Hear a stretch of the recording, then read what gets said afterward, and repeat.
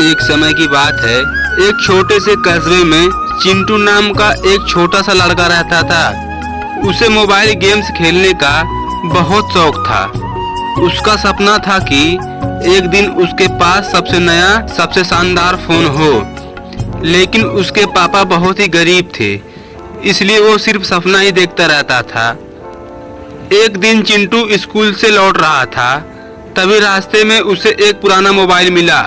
Phone दिखने में अजीब था, ना कोई कंपनी का नाम ना कोई बटन था, बस स्क्रीन पर सिर्फ एक लाइन लिखी थी, use me at midnight. Chintu को लगा कोई मजाक है, पर वो फोन घर ले आया।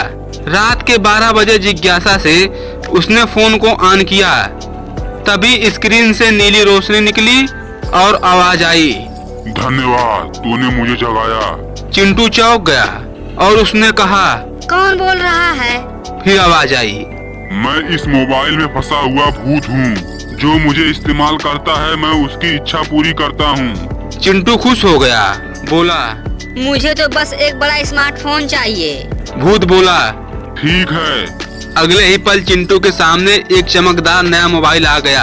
अगले दिन से चिंटू ने मोबाइल को पूरे स्कूल में दिखाने लगा, देखो मेरे पास AI से भी आगे वाला फोन है। लेकिन हर दिन उसके साथ अजीब घटनाएं होने लगी। फोन अपने आप बात करने लगा, अलार्म खुद बजने लगा और किसी रात फोन में हंसी की आवाज आती।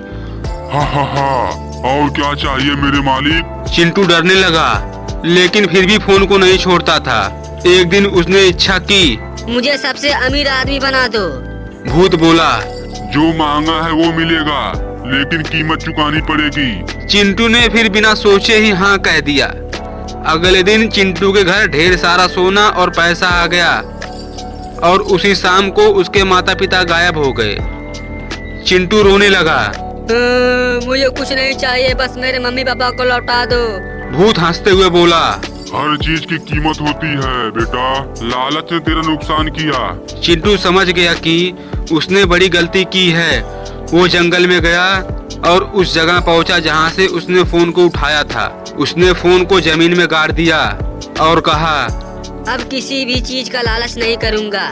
और तभी अचानक बिजली चमकी, फोन जल उठा और भूत की आवाज आई, तूने सबक सीख लिया, अब मैं आजाद हूँ। इसके बाद सब कुछ सामान्य हो गया।